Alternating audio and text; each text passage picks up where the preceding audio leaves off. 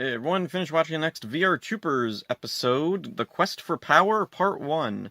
It starts off, Tao Dojo is hosting a Father-Son Day. JB's father even makes, I think, his first appearance since way back in Battle for the Books, I think? Wow. I'm pretty sure it's the same actor, too. That's a weird attention to consistency. In virtual reality, Grimlord uses a triangular prism to transfer Tyler's Steele knowledge of virtual reality to him. At the newspaper, Caitlin is taking photos for an article on fashion. She tells the others she's gotten a promotion to editor. Back in virtual reality, Tyler Steele is thrown back in a cell where he uses a makeshift device to try and send a message out. Percy arrives at the newspaper and insists that he can write for the new fashion section. He's about to talk to some models there when Jeb sneaks up behind him and makes a burp noise, embarrassing him, and the models all walk away. And, that's his thing this time. It's fine. Professor Hart contacts the troopers and tells them that there's something important at the lab they need to see. Tyler Steele, meanwhile, is caught using his device. Grimlord orders out his minions to stop the trooper from finding out about Tyler Steele's message. The troopers battle through a group of skugs and make it to the lab. Hart shows the troopers what he can of Tyler Steele's message. Unfortunately, because it was sent with makeshift technology, they don't have the full message. Grimlord sends out some monsters to test out his new knowledge he's gained from Tyler Steele. One of them is that monster from way back in Defending Darkheart, that pink organ-looking thing that chases Percy. Ryan and JB split up to stop the monsters, while Caitlin stays at the lab for some reason, and then, like, a few seconds later, JB's overwhelmed with bad guys, and then Caitlin goes to help him. Don't know what the point of that was. The troopers defeat the monsters and return to the lab. They are exhausted from the fight. The monsters were tougher than usual. Suddenly, Grimlord takes over the lab screens and sends a message to the troopers, and he reveals that he's been stealing Tyler Steele's knowledge. And to be continued. This is a pretty good episode, a decent start to Season 2, at least it would be if there weren't a couple of straggling Season 1 episodes before this one. Tyler Steele finally makes his reappearance, still held captive by Grimlord. I like his communication device. It's pretty cool. It looks like it was made out of stuff that he just found. There's an American footage monster that catches Tyler Steele using his device, and it's a pretty good suit. I don't remember if it was made to match a Japanese monster, but regardless, it's nice to see. Caitlin is now an editor at the newspaper, showing some character growth. Percy is still his same old silly self, nothing really to write home about there. The Rapid Spore, the monster that chases Percy, finally makes an appearance as a monster of the day. I'm not sure why they held off on it for so long, although it is kind of interesting that both episodes that it was featured in had to do with Tyler Steele. So I'm wondering if maybe Defending Darkheart was originally intended to go more at the end of Season 1 rather than kind of in the middle. The part with Caitlin staying back at the lab is weird. Why couldn't they have just had her held back away from JB by some skugs? Why was she left out completely until her character appears in the Japanese footage? Did they just not want to shoot another American skug fight or something? In virtual reality, next to Grimlord, we see a quick little montage of some upcoming monsters from future episodes, which is a cool little foreshadowing of what's to come. I am really curious about the Father-Son Day thing at the dojo. Is that going to come back? Also, the fashion article that Kaylin's working on for the newspaper, is that going to come back in another one of these episodes? It feels kind of pointless. Despite some big changes coming soon, this episode doesn't really give me a whole lot to talk about. It's good, and the ending definitely feels like high stakes, but overall it's just more of the same. It's just that this one ends with it to be continued. So, that's it for this one. Not a whole lot to talk about here, so hope you enjoyed it. See ya. Hey everyone, finish watching the next VR Troopers episode, The Quest for Power Part 2. The Troopers are trying to make a plan to rescue Ryan's father. Professor Hart warns that Grimlord's dungeon is guarded by a human DNA sensor. They won't be able to sneak in. He tells them that Tyler Steele's research is still at Crossworld University, so the troopers head there to see if they can find anything that can help them. In virtual reality, Grimlord makes plans to replace the majority of his minions. Icebot reports that Wolfbot has been given another dose of Tyler Steele's extracted knowledge, but cannot handle any more. Meanwhile, the troopers search through piles and piles of potential information. Eventually, they come across what JB recognizes as the original blueprints to VR technology. Professor Hart contacts the troopers about Wolfbot. Ryan goes to fight the monsters, and the others take the information they found back to the lab. Ryan manages to defeat Wolfbot and joins the others at the lab. They still can't find a way to infiltrate Grimlord's dungeon. Jeb offers to go in. Since he's not human, he won't set off the DNA sensor. Ryan isn't sure he wants to risk it. Jeb walks off into the woods and finds a portal archway that just happens to be there, leading to Grimlord's base. He goes in and tries to deactivate the human DNA sensor, but gets captured by Skugs. He's put in Tyler Steele's cell. Ryan goes to rescue Jeb, and Grimlord sets his base to self-destruct. Ryan finds Jeb, but the Skugs already took Tyler Steele away. They search for him, but time is running out. At the lab, Caitlin and JB watch on the view screens as Grimlord's base explodes and Ryan disappears. This is a great continuation of the previous episode. No side characters show up. The focus stays completely on the troopers and Grimlord foreshadows gaining new minions. The only really weak part of this episode, really, is Jeb just happening to find the thing that leads to Grimlord's base. What is this thing? Why is it just sitting in the middle of the woods? Why is it yellow-black stripes? It's extremely noticeable. It's not even trying to be hidden. Ryan is obviously not dead at the end of this, but Caitlin and JB's reaction to the possibility are very strong and really lend some gravitas to what's going on. There's a lot of stuff I like in this episode. There's a fun little bit where Jeb fights off some Skugs and you see his paw hitting a Skug in the face. When Ryan fights Wolfbot, Icebot sends this little spider droid thing that floats around and it can revive Wolfbot. So Ryan defeats Wolfbot, but then the spider thing revives him. So Ryan has to defeat the spider thing and then defeat Wolfbot so he can move on with his mission. It's neat little things that spice up the episode just a little bit. So yeah, this is another decent episode, gradually building to the eventual shakeups coming soon. Not a whole lot more to say about it. I don't have much to say about these later VR Trooper episodes because so often they're either like just the same plot over and over again or they're laser focused on whatever current plot is. So that's for this one. Hope you enjoyed it. See ya. Hey everyone, finished watching the next VR Troopers episode, The Quest for Power Part 3. It's a pretty good episode. Ryan and Jeb barely escape the explosion of Grimlord's base. Ryan joins the others and tries to set up a way to communicate with his father. As Zictor Industries, those women that hang around Zictor are squabbling over who should be in charge now because they think Grimlord is dead. To their surprise, Grimlord is alive and presents them his new plan. With Icebot's help, he's utilized the severed heads of some of his monsters.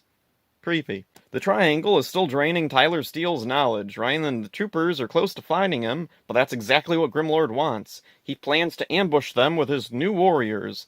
The troopers find a cave entrance with odd trees out front. The trees are Skugs in disguise. That's actually kind of a cool visual. I do like the Skugs when they disguise themselves as things other than random people hanging around. A battle breaks out, then suddenly the Skugs transform. They're more powerful than before, and they kidnap Caitlin and JB. Professor Hart calls Ryan to the lab.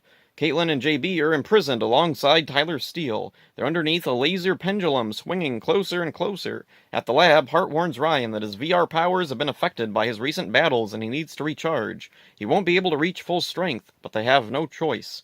Ryan transforms and battles the monster heads. He makes it past them and faces Decimator next. After is Grimlord, who wounds Ryan and escapes. Grimlord gloats that the cave is rigged with explosives. Ryan's VR powers weaken and he detransforms. He manages to find and rescue the others and his father just as the cave explodes. They watch as the cave collapses when suddenly Ryan's virtualizer disintegrates. They take Ryan's father to the lab where Hart tries to help him. This episode is really tense. At times it's repetitive, but at least it's not just the same formulaic plot that most of the past 50-plus episodes have had. I love how Grimlord communicates with Icebot and Ivar. Instead of throwing a fireball that turns into a screen, he has this little pot with flames shooting out of it, and the images of Icebot and Ivar show up in the flames, as well as he can spy on the VR troopers. That's pretty cool. I like that Zictor's weird women get something to do. They don't really serve a purpose most of the time.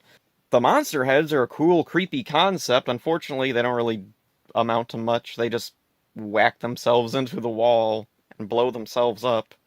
Like, it does kind of hurt Ryan, somehow. I'm guessing it made more sense in Metalder.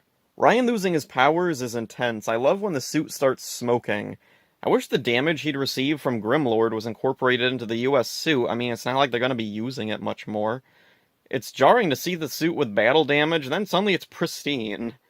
Ryan's virtualizer disintegrating reminds me of Goldar crushing the power coins in Alien Rangers. Huh, that's pretty cool. At the end, we get our first glimpse at Grimlord's new look. It's not that different, it's just brighter and he's not sitting down, but it's cool to get this new look at Grimlord, and the look he'll be sporting for the majority of the rest of the series. So yeah, this episode, really cool continuation of the previous two episodes, setting up Ryan gaining new powers, his father's freed, that sets up a whole new paradigm of power. There's a lot of cool new stuff coming. Can't wait to see it. So yeah, that's it for this one. Hope you enjoyed it. See ya. Hey everyone, finished watching the next VR Troopers episode, Quest for Power Part 4. Troopers don't know what to do about Tyler Steele, and Jeb suggests they ask Tau for help. Carl Zichter, meanwhile, has that triangle he used to steal Tyler Steele's knowledge. He calls it the Prism of Empowerment. Meanwhile, I guess, the troopers make it to Tau Dojo and try to explain what's going on to Tau. Meanwhile, Zichter hands the crystal ball that he uses to go to virtual reality to one of those women that hang around him. She crushes it, and in its place, he puts the Prism of Empowerment. Lights shoot out and create a spaceship. He does his old incantation, Forces of Darkness, empower me, except now it's really flashy and it transports him to that ship. We get a close look at Grimlord's new appearance. He has a tail now, or maybe he always had it, he was always sitting after all. His new base is a lot more colorful and bright than his old place. He summons his new henchman, first as a woman, Despara. She activates a giant angry-looking face on the wall, Oraclon. Oraclon summons another creature, Doommaster. Or I guess it's like not really a creature, it's just a guy. Oraclon then creates 5 women, the Vixens. And I always wondered if these women had any connection to those women that hang around Zichter's office, or if they were created in a similar way. Icebot and Ivar are still around, and still not in person. They're still just stock footage. Alright. Weird. It's so weird they went out of their way to create all this new stuff to tie in with Scheider, but when it comes to, Icebot and Ivar, screw them, they don't need new suits. The troopers bring Ryan's father to Tau. Tau reveals a hidden room in the dojo. He and the troopers join hands to power a crystal that revives Tyler Steele. At the pagoda, Ryan and Tyler discuss giving Ryan new VR powers. At the lab, they work on a new VR suit for Ryan. Grimlord sends out his new air assault forces. JB and Caitlin are sent to stop them. Ryan's new powers aren't ready yet. The new air assault forces are tough. Tyler Steele insists they return so he can make adjustments to the skybase. Their communication is broken off, then JB and Caitlin crash. They make it back to the lab and see Ryan's new VR armor completed. He just needs a virtualizer to access it. This is a great episode, perfectly following up on the previous episodes while setting up and introducing many new elements to come. I like Grimlord's new crew. They're all so strange looking, which fits his new base of operations. It's brightly colored and wide open like his old one, though this one is a lot smaller. And one of the weirdest things, there's these weird bug things stuck in the wall. I don't know what exactly they're there for. Instead of an army of monsters and robots, this room has some Skugs, Ultra Skugs, the Vixens, Doommaster, Despara, and Oraclon on the wall. So, not quite as many weirdos wandering around inside this particular base. Oraclon is one of the oddest new additions. He appears to be an advisor type of character to Grimlord.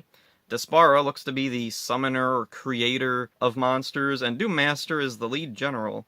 Grimlord's not the only one with a new setting. Tau Dojo has a secret room that's only just now being revealed. Tau says it's his own personal sanctuary he uses for meditation. The scene of Tyler Steele waking up reminds me of Zordon coming back to life in the Mighty Morphin Power Rangers movie. Even the music is similar, and I'm wondering if there was any inspiration taken. Ryan and his father go to the pagoda where they talk about being together there when Ryan was younger. Ryan has a funny line here. He says, "I think about it all the time," which is a cute little reference to how most Season 1 episodes have the frame opening and endings where he's thinking about the past being with his father. I love that we get a couple new glimpses at Ryan's suit. It's kept a bit mysterious. We still don't know its full capabilities yet. One thing that I just find really interesting, Grimlord's new suit was designed by special effects legend John Carl Buechler. He was the director of many fantasy and horror movies, like the first Troll and Friday the 13th 7, The New Blood. So, yeah, that's about it. All I have to say about this VR Trooper episode. It's a really good one. Looking forward to the final Quest for Power episode and the true start to Season 2. So, that's for this one. Hope you enjoyed it. See ya. Hey everyone, finished watching the next VR Trooper episode, The Quest for Power Part 5. Finally, the final episode of the Quest for Power miniseries. A new virtualizer is made for Ryan, and Professor Hart shows Ryan some of the new equipment that comes with it. Unfortunately, the new virtualizer isn't working yet. Grimlord sends down a new monster, a Radiator. Ryan and his father are sparring at Tao Dojo. Jeb, meanwhile, is trying to write a novel using a computer. He's also wearing glasses and a shirt. I don't really get what the joke is. I feel like this is maybe a reference to something topical, like maybe this was a movie reference or something, but I'm completely missing whatever it was, or maybe it was just something goofy they decided to do. At the lab, Tyler Steele gives JB and Caitlin virtual enhancements, which don't really do anything, it's just a plot device to explain why they can say that Grimlord's monsters are more powerful now and still use Spielbahn footage. They go into battle against a Radiator, and Grimlord sends Doommaster down, but Ryan's new powers aren't ready yet. Ryan and his father go to the pagoda, and they try to concentrate on what they can do. Tao comes along, and Tyler Steele tells him they need a bioelectron-conducting crystal. Surprisingly, Tao knows exactly what they're talking about. JB, meanwhile, destroys a Radiator, Grimlord yells at his minions, and Despara insists Doommaster will succeed in his mission. Tao gives the crystal to Ryan and Tyler. JB and Caitlin come to tell them that they'll hold off Doommaster until Ryan's new powers are ready. Despara comes down as well. JB and Caitlin are outnumbered. At the lab, Ryan finally manages to transform into his new VR armor and goes to join the others. Ryan fights his way through an army of Ultra Scugs and uses his new abilities to drive off the bad guys. Tyler Steele talks with the troopers about their latest adventure. Ryan finally uses his new powers, and it is really cool to see them in action. The beginning is a bit repetitive, with Ryan not being able to transform for one reason or another, and whining to his father, "Dad, why can't I transform?" I did not remember him coming across as whiny as this. Once he does transform, though, things pick up, but for some reason, JB and Caitlin are left out of most of it. I don't know why they couldn't splice in a few extra shots of them fighting off some Scugs, like they were already doing that. There's a whole American-exclusive battle between JB, Caitlin, and Grimlord's new henchmen.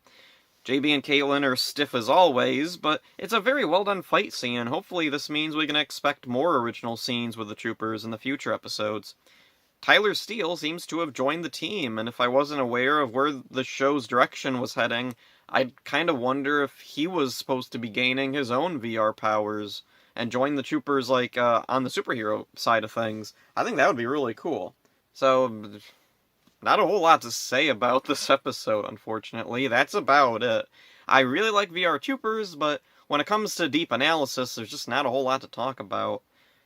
I guess that's it for this one. Hope you enjoyed it. See ya.